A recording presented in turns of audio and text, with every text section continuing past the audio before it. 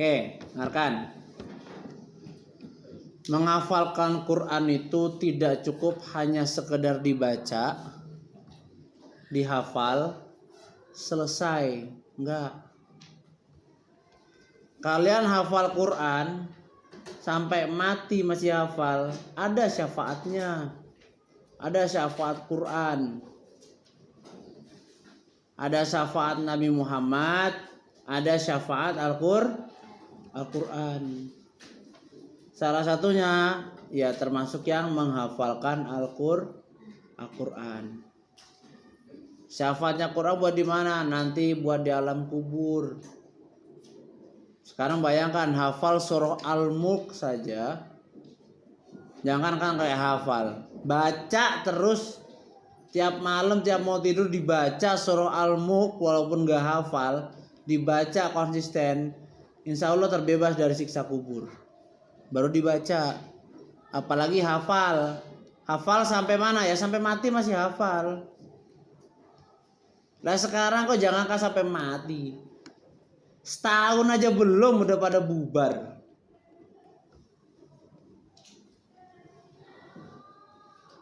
Gimana caranya supaya hafalannya nempel? Kan Bapak sering udah bilang, hafalan Quran itu ya bukan hanya hafalan Quran ya, tapi semuanya ilmu. Ya, namanya ilmu itu cahayanya Allah.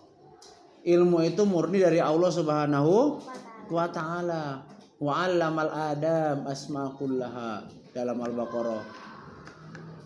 Ya ilmunya dari Allah, berarti suci atau tidak? Ilmunya berarti suci atau tidak? Nah, sekarang ilmu yang kita punya, ya kalau dibarengin dengan maksiat, dengan dosa, ya barang suci, barang yang bersih, kalau dicampur dengan barang yang kotor, kira-kira masih bersih atau tidak? Tidak. Ya kan, pasti jadi kotor. Al ilmu nurun wa nurullahi la yuhdalil asi. Ilmu itu cahayanya Allah. La yuhdalil asi, tidak akan diberikan, dihidayahkan kepada orang-orang yang bermaksiat. Dosa baik, dosa besar maupun dosa kecil. Makanya orang berilmu itu menjaga dirinya dari dosa. Apalagi kalian hafiz dan hafizoh, para penghafal Al-Quran. Al-Quran tidak bisa dibarengi dengan hal-hal yang dosa. Naro aja kalau Al-Quran harus ditaruh di tempat yang paling tinggi, menghormati kalamullah. Ya, satu itu maksiat, dosa, hindari. Walaupun dosa-dosa kecil kalau bisa dihindari. Gibah, ngomongin orang, ya, ngeledek teman sampai sakit hati temannya, kan kita nggak tahu. Terus yang kedua, di murojaah. Bukan hanya Al-Quran, semua ilmu kalau tidak di murojaah ya nggak akan nempel. Kalian belajar matematika di kelas, pulang nggak dikerjakan, nggak mengerjakan soal, nggak coba mengerjakan soal, ya lama-lama bubar matematikanya. Ya kan? Kalian hafal kali-kalian 1 sampai 10, tapi setiap dapat soal selalu bagi-bagian, nggak pernah nemu soal kali-kalian. Kira-kira kali-kaliannya lama-lama hilang atau enggak? Hah? Hilang kalau nggak diasah. Ibarat pisau, kali-kalian tuh pisau yang baru diasah tuh ketika ngafal tuh udah diasah tajam, tapi nggak pernah dipakai, disimpen aja. Lama-lama karatan nggak? Hah? Karatan kan? Kalau karatan bisa dipakai nggak? Enggak, harus diasah lagi, dibersihin lagi. Sama Al-Quran, kalian ngafal, selesai. Hari ini ngafalkan surah Al-Mutaffifin, selesai Al-Mutaffifin, lanjut ke surah berikutnya. Tapi yang An-Nas sampai Al-Mutaffifinnya nggak pernah dibaca, hilang hafalannya. Karena ya tadi tidak dimurojaah. Padahal sudah dikasih kesempatan murojaah setiap pagi. Jangan hanya mengandalkan di sekolah, tapi di rumah juga harus dimurojaah. Setiap penghafal Al-Quran pasti memurojaahnya hafalannya. Pasti memurojaah hafalannya. Ada yang sehari 5 juz, ada yang sehari 3 juz. Kalau sudah hafal satu Al-Quran 30 juz itu murojaahnya bisa sehari 5 juz. Murojaahnya doang, ngulang. Dia baca tanpa lihat Al-Quran, ada temannya yang mendengarkan. Itu 5 juz. 3 juz, 5 juz. Pasti orang hafal. Nggak mungkin orang yang penghafal Al-Quran itu tanpa murojaah dalam satu hari itu enggak. Pasti selalu murojaah selama setiap hari. Menyenggangkan waktu, meluangkan waktunya untuk murojaah. Yang ketiga, kalau sholat dipakai.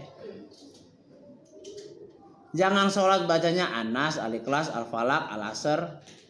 Mending Al-Asr, An-Nasr, Al-Kausar. Inna a'tainaka Al-Kausar 3 ayat. Ya kan? Iza ja'a nasrullah 3 ayat. Al-Ikhlas, Al-Falaq, An-Nas. Yang lainnya enggak dibaca. Ya percuma, sama aja. Udah murojaahnya jarang, nggak serius. Kalau yang murojaah nggak serius, sholat nggak dibaca, ya bener-bener makin hilang itu hafalannya, nggak berbekas sama sekali. Mumpung kalian masih kecil, ya. Orang kalau belajar sungguh-sungguh di waktu kecil itu ilmunya pasti nempel, hafalannya pasti nempel. Banyak ulama-ulama itu yang dari kecil mah sudah mulai menghafalkan Al-Quran. Dia sampai besar nempel. Ya, karena orang yang belajar sungguh-sungguh di waktu kecil itu seperti melukis atas batu. Susah nggak mungkin di atas batu? Susah kan? Tapi abadi nggak kalau di batu? Abadi. Pernah main ke candi? Pernah. Lihat relief? Ya kan, gambar-gambar yang di candi itu udah berapa ratus tahun coba? Udah berapa abad?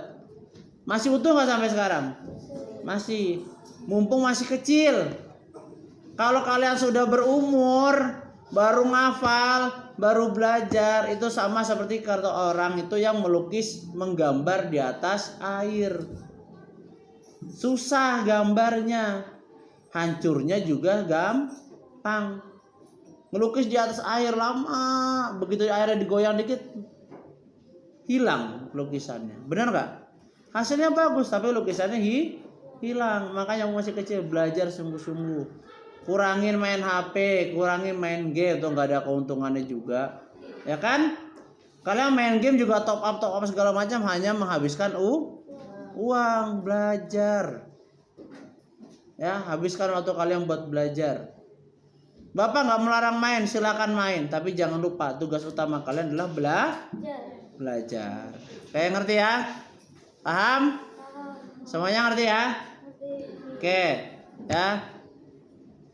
Tuh kedepannya, ya, silakan dimurojaah lagi, ya. Yang pesan Bapak dipakai waktu sholat, kuncinya 3. Murojaah, dipakai sholat, ya. Habis itu sama hafalannya harus ditambah rajin lagi. Rajin menghafal, rajin murojaah, dan dipakai ketika sholat. Udah, kalau mau nambah hafalan dan kekal hafalannya, insya Allah. Oke? Ya. Dah, assalamualaikum warahmatullahi wabarakatuh.